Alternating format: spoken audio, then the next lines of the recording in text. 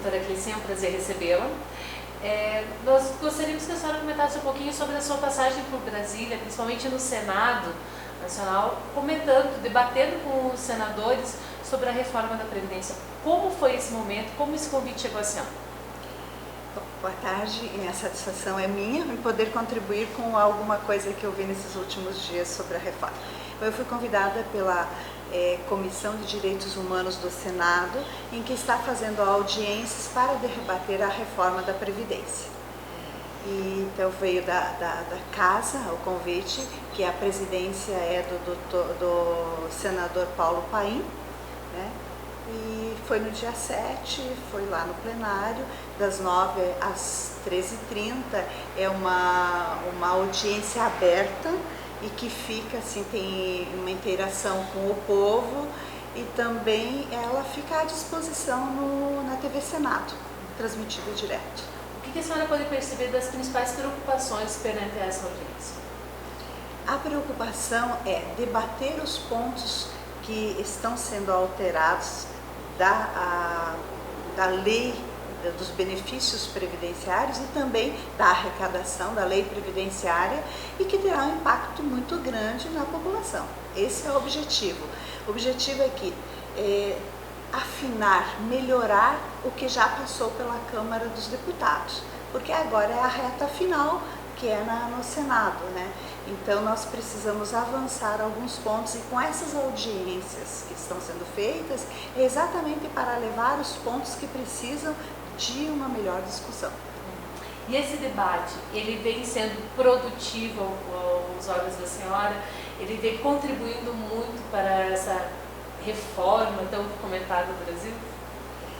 Veja bem, todo debate é importante. Por quê? Porque quando você trabalha com mais que uma pessoa falando do mesmo assunto, nós vamos ter posições diferentes ou não que reforcem, mas enfim, você vai falar sobre um assunto e quanto mais você fala com pessoas, principalmente se as pessoas têm um conhecimento mais profundo sobre a matéria, a possibilidade de acerto ou direcionamento daquela matéria que está para ser apreciada tem possibilidades de um melhor encaminhamento. E é isso que se fazem nas audiências. As audiências são convidadas pessoas que têm algum conhecimento maior sobre o assunto ou entidades de classes que trabalham já sobre determinados assuntos para que levem os seus conhecimentos e dialoguem para avançar. Como que a senhora avalia, então, essa proposta que está sendo apresentada, todos esses pontos que estão sendo apresentados para a comunidade? Bom, a proposta PEC 06, ela, na verdade, ela tem um objetivo muito claro, que é deixar de gastar. E como deixar de gastar? Reduzindo direitos sociais, direitos de aposentadoria, pensão, auxílio-doença, abono, a reclusão, auxílio-reclusão, enfim, os benefícios sociais que têm um gasto pela Previdência. Esse é o ponto-chave da reforma. Na reforma, na PEC 06, nós não vemos nada de arrecadação, simplesmente de tirar, reduzir os gastos. Esse é um ponto relevante que a gente não ouve falar, porque quando ela veio, essa PEC é necessária. Ponto. Vamos falar o seguinte, reforma é necessária. Reforma da Previdência eu acho necessária, ela tem que ser feita. Existem reformas pequenas, reformas maiores, essa é uma reforma grande e é necessária. Agora, que reforma nós devemos fazer? A quem nós temos que atingir? A que custo? A que custo tudo isso? São perguntas que precisam ser respondidas para saber qual é o encaminhamento da reforma. E a reforma apresentada pelo governo, ela é clara, quero reduzir os gastos, porque o Brasil deve bastante e ele precisa parar de gastar. E ela se preocupa exatamente com isso. A que custo isso? Ninguém responde, mas nós sabemos. A custo do segurado da Previdência.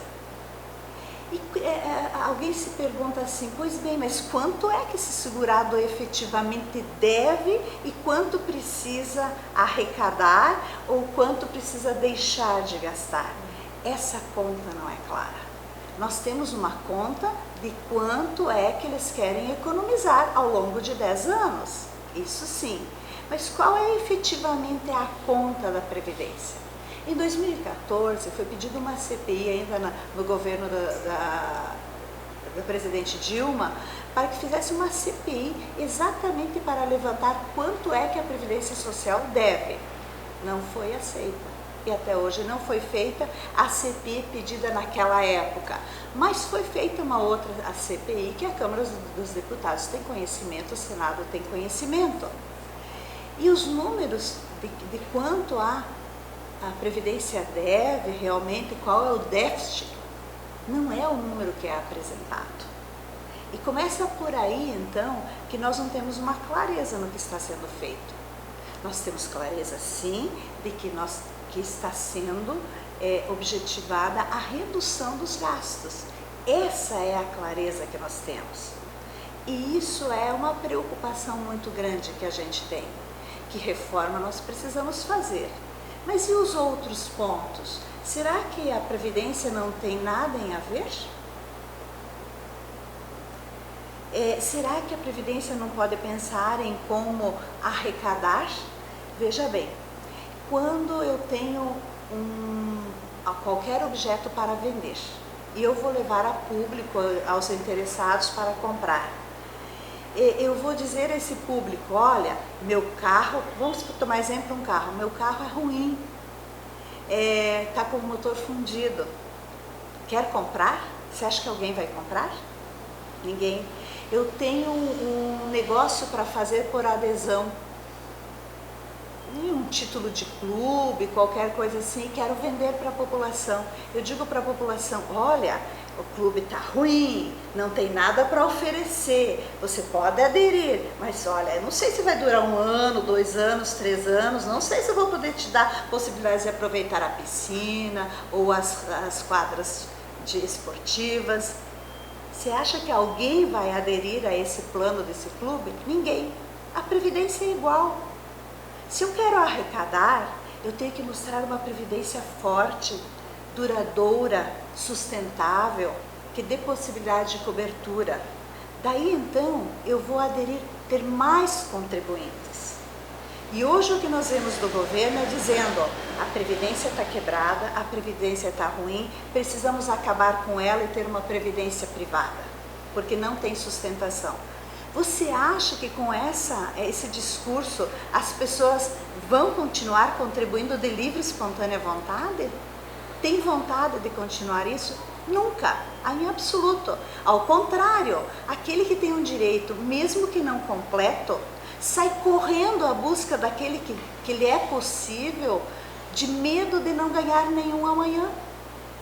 A insegurança que o governo traz para o povo diante desse discurso da Previdência é muito grande. É insegurança de amanhã ter cobertura, é insegurança de continuar recebendo o benefício que tem, é insegurança em contribuir voluntariamente e perder tudo. Quer dizer, onde nós estamos? Está tudo errado. Está tudo errado. O objetivo do governo é um só: deixar de gastar. Claro. Hoje, por que eu disse que é um só? Porque hoje a Previdência privada já saiu fora. Não se preocupe, volta logo. Por que volta logo? Porque o interesse do governo é instituir a Previdência privada. Porque a Previdência privada vai ficar na mão dos bancos, dos fundos de pensão, e ele se desonera dessa obrigação. Mas eu acho que nós estamos num caminho totalmente errado, porque previdência privada pura, ela é boa aonde o país tem estabilidade econômica. Nosso país não tem estabilidade econômica. Nós precisamos que o Estado ocupe o seu lugar de dar segurança às pessoas. E esse lugar é na previdência privada também. Porque nós precisamos ainda de uma previdência em que todo aquele trabalhador que exerce trabalho remunerado, lá como está na Constituição, faça a sua contribuição. E no momento mais difícil da sua vida, que é na doença, quando tem maternidade, não pode trabalhar, ou está recluso, sua família não tem proteção, ou então por invalidez, ou mesmo quando já está cansado de trabalhar, ou já cumpriu a sua meta de trabalho, tenha cobertura para ter uma vida digna. E isso nós estamos perdendo, sabe? Isso nós temos que retomar. Então essas audiências públicas veio exatamente para a gente refletir sobre a questão. Nós queremos reforma, mas nós queremos reforma que as pessoas possam ter segurança do que estão fazendo, para que as pessoas possam ver o seu direito que estava na iminência de acontecer, seja preservado. Nós temos que ter segurança para que as pessoas tenham vontade de dizer: eu contribuo para a Previdência Social e se acontecer com alguma coisa comigo, eu sei onde eu vou buscar. E isso nós estamos perdendo. E como que a senhora sentiu? A senhora sentiu uma abertura para esse debate da visão da sociedade mesmo, ou fica mesmo na parte rasa? Estamos cumprindo uma tabela. Então, olha só, é muito complicado. Nós estamos vendo um momento, parece que as pessoas e as entidades estão sufocadas e com medo de falar. Nós não vemos movimentos dos grupos sociais de classe, a busca do seu direito. Este é o momento que nós precisamos buscar com quem? Com os nossos representantes do Legislativo. Nós temos ainda um segundo turno e que é possível ainda melhorar essa reforma, é possível, mas só se tiver a consciência das entidades de classe, do povo, para questionar junto aos seus representantes do Senado na busca de que eles olhem para o direito social, olhem para o direito do segurado. A gente sente assim, olha, agora na última votação, a aposentadoria especial, ela não teve o direito, a forma de apuração do cálculo do benefício de 100% da média contributiva por 3 votos. O que é isso, gente?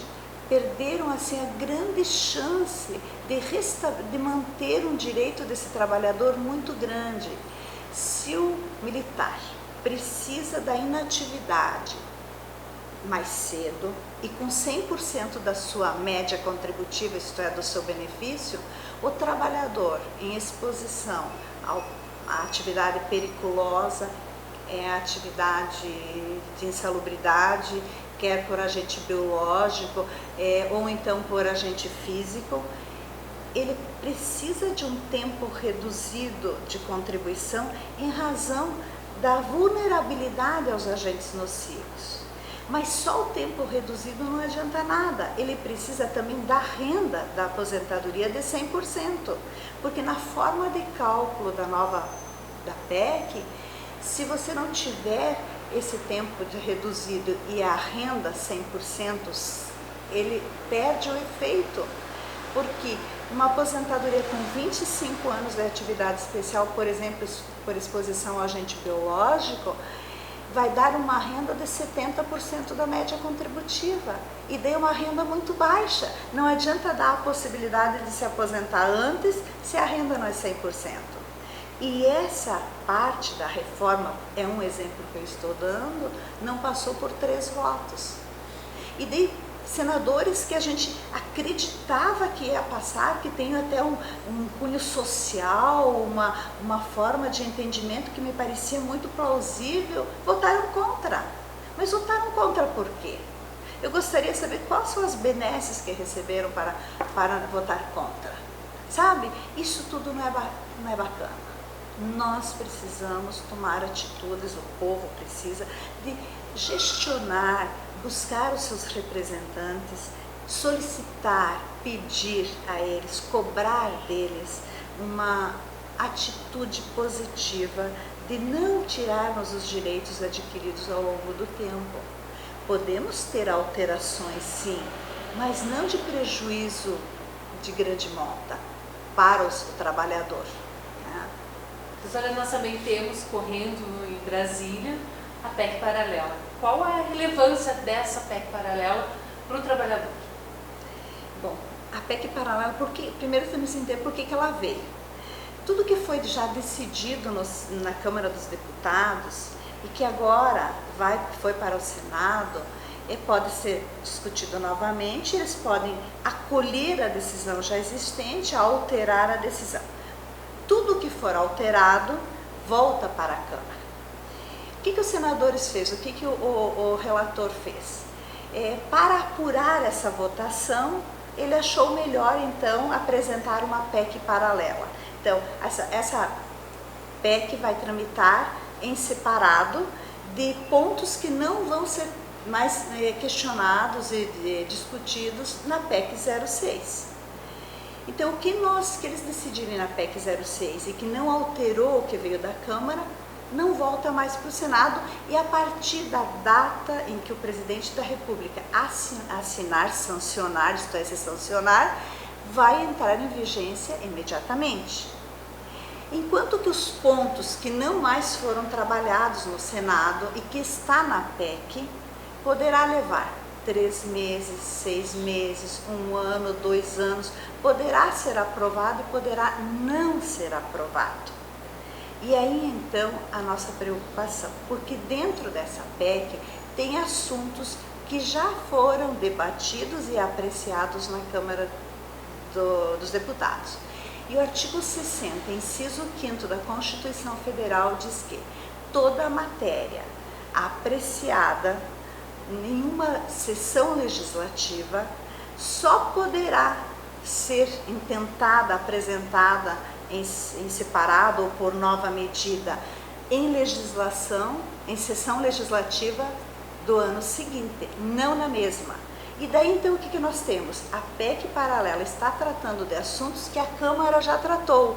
Quer dizer que essa PEC paralela, ela vai ser questionada judicialmente, provavelmente vai, se ela for aprovada, para o Supremo Tribunal Federal e poderá ser considerada inconstitucional, no todo ou em parte.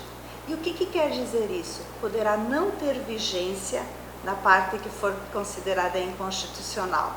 E isso poderá levar um prejuízo muito grande ao trabalhador, porque alguns trabalhadores terão a vigência imediata de parte do seu direito e parte que está sendo tratada melhor nessa PEC paralela, ela poderia ser melhor e ter uma melhora no benefício. Então as pessoas que teriam o direito pela PEC paralela ficarão no prejuízo porque será declarada nula ou então inconstitucional.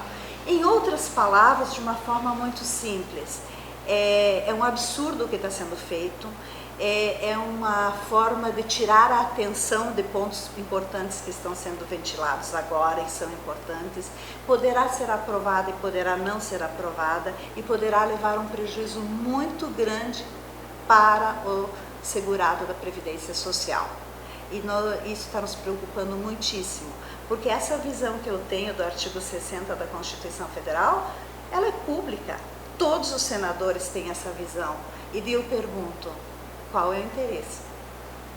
Qual é o interesse de não enfrentamento na PEC 06 de uma forma completa? Se tiver que voltar para a Câmara dos Deputados, que volte para a Câmara dos Deputados, mas se tenha uma norma efetiva, se tenha uma emenda constitucional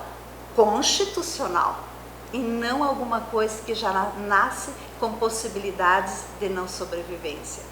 Então, isso é o momento que mais está nos preocupando, é exatamente esse encaminhamento do Senado, que não é um encaminhamento bom. Professora Cleci, muito obrigada pelos esclarecimentos com relação à reforma da Previdência. Obrigada, eu estou à disposição.